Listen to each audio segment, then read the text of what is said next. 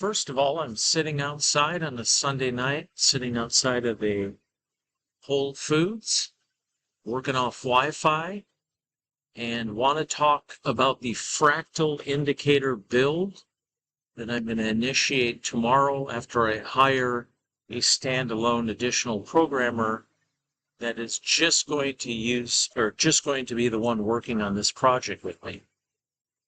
So here's what I'm trying to accomplish. And I'm making this video for the group so you guys can provide input as to any additional thoughts or ideas you have on what I'm trying to tackle here and what I'm trying to have the indicator tell us. Now, what kind of information it'll provide and how we would use that. So I knew I could find it, but I mentioned in a prior video on this, I found the base code for what used to be a pretty unique fractal tool in MT4. I've actually not yet shown a picture of it. I've shown one picture of one other tool, and I've shown some images of a different type of tool that a different group is using that I think is a little off from the right way to do it. But, in the end, everybody can build whatever they want.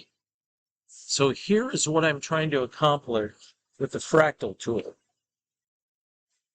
There is some valid information or some valid point that working mean reversion trades from the edges of the current market, and when I say current, let's just say, over the last 30 days. So in the last 30 days, the market has, average price range, the mean of the last 30 days. Let's say you take a, like a 3-period moving average, and you look at all the price action, all of it, all the highs and lows over 30 days, and we look at the average of that, and not a 3-period moving average. Let's just look at the mean of all the price that's traded. And what's the mid-level point of the highs of the market to the lows, taking into account all the oscillations along the way? So let's just say in the last 30 days, this is the average price that's traded. So what I want to know, and this average price is dynamic. Every day, the market makes moves, and that contributes to a new day. So 30 days ago drops off. So now we're counting the last 29 days of trading plus the new day. So every day, we're dropping off one day from the past. So it's a dynamic value. It changes as the market's in a cyclical uptrend over time, or a cyclical downtrend over time, or might be choppy going sideways. So let's say this is I'll draw a little bit lower. Let's say this is our mean of all the price action over the last 30 days. So right there. So what I'm trying to accomplish with the fractal tool is, number one, I want a setting where I can set the range, and we'll just call that R. So I want the ability on any instrument, any time frame, that I go in the fractal tool and say, from my current bar, how many days, let's say I'm on a 1-hour chart, how many days back do I want this fractal tool to analyze the price action? Or maybe I want to go back, I'm on a 15-minute chart, and I want to go back the last week. So that is something. I want the ability to set the range so I can set how much time of price action I want to analyze. Somebody on a 4-hour chart might say, hey, I want to go back to January 1st of 2024 and look at the whole year up to now, or the last 12 months. So that needs to be part of the tool. I get that. So that will be in the tool, an adjustable range or look back period. That way it can be utilized for range bar, tick chart, volume, time base, Renko, but you get to select the period of time that's being analyzed for what you're looking at or what you're trying to accomplish in your look back or your optimization work, back testing. The other thing that I want to do, and this is really, really important, and this is a big part, I'll use fractal math because it makes sense to me why to use fractal math, which is typically, I guess you could say, based upon geometry. I want to know from the mean, and we'll just call this the mean, the average of price for my range that I've selected, my period of time. What I want to know is from the middle or the mean of price, where's the dynamic edges of the market with different percentage values. So I want to know, and let's just say I'm working on a chart, I'm looking back 30 days. So 30 days back to today, just ignore this date time group. We're just saying we're looking at a chart, we're looking at 30 days. The NASDAQ sold off a bit for a week and a half, for 2 weeks, a week and a half to two, it rallied, and then it's kind of cycled in a range the last part of a 4-week period. So what I want to know is from that day going forward, at what point is the market, and let's say this is my 5-level setting. So my five level setting. I want to know when the market is at that level, and I now have a 95% probability that trade to this level will give me some reversion to the mean before any continued trade upward. So I want a numeric probabilities. So that's one way to do it. That would be you can call that the 5% level. And then you can have a 10% level.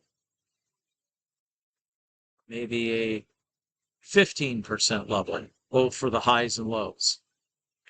So you have different areas of measurement. What I'm trying to accomplish then, and some other ways to look at this, here's the mean, and some other ways to look at it, and here's my 5% level. And this is the way that I'm leaning, how I want to build it. I would like the fractal tool to tell me when so if this is my 5% level, and I could literally have a toggle, so I could have the fractal tool give me the data in 2 different ways within the same tool. The way I just showed you, where I'm looking at probabilities. Another way that I'd like to do it, that I think might end up being stronger, and I have data from this with adaptive price bands and all the time I spent from 2008 to now messing with adaptive price bands that do not recalculate or repaint. When I hit that 5 level, in that 30 days back to now, the market is only above that that level 5% of the time, meaning out of all the price action going back 30 times or 30 days, only 5% of the bars and the price action is above that level or below in any set defined period of time. So that's another way I can look at it, where it's literally measuring every new bar. Looking back 30 days ago, every new bar then drops off a bar on the tail end, bar by bar, a dynamic edges of the market.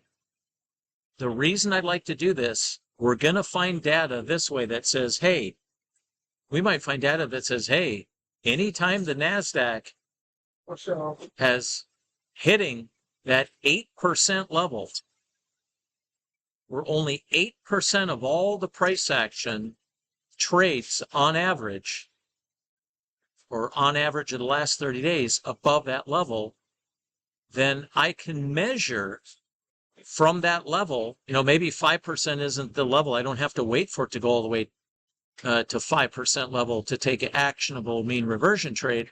I can start attacking the 8% level. The data will show us right away when we build the tool and start looking at data.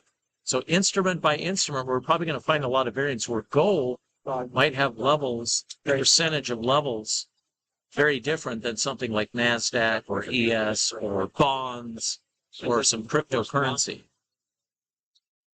Then when the market hits that 8% level, the tool needs to have the capability then of telling me in the last 30 days when I am above the 8% level, what is the distance in price that was the max excursion against above the 8% level for that last 30 days or 60 days or 6 months or a year. That way I can build trade management or go into the settings of an automated system knowing what kind of risk would I need to put on. And almost every single time I get into a trade, maybe 90% probability or above, if I get into a short trade in the price action above the 8% level, I'm going to get a mean reversion to the mean trade before I would ever hit any stop. Then that data will tell me, is there enough meat on the bones in distance from the 8% level to the mean to justify putting on this much risk. So if this is 1 unit of risk and I see in the data that I can get 3, 3.2, 3.4, 3.5, very high percentage of time from a win-to-loss ratio standpoint. So it's kind of what we're doing is we're building a trap, an indicator that entraps the market to tell us what the market's going to do to us at the edges. So we can play the edges. So we can play the edges on a low time frame. We can play the edges on a medium time frame, like a couple-day trade or swing trading. You know what it is? As soon as I start videoing, it's like 15 people will show up, start having the live conversation next to me. So let me reposition real quick, and I'll be right back. So anyhow, does that make sense? That's my version of the tool. And how I want it to look like on the chart is I like the continuous line approach, meaning the fractal tool is a single line and it's stepping down with price action. And it's following price action as it's going up and down. And all these plateaus and these moves down are part of the ongoing accumulation of look back as to what is the market doing as it's going up and down around the mean for the date range that you've selected. And when we get a market that hits an 8% level, let's just say the data says on a 30-day look back on this time frame, when you're at 8%, you nail that baby. You go after it with a trade. So let's say I'm at the 8% level, and when the market comes outside of the 8% level, then I'm looking for I-grid flip.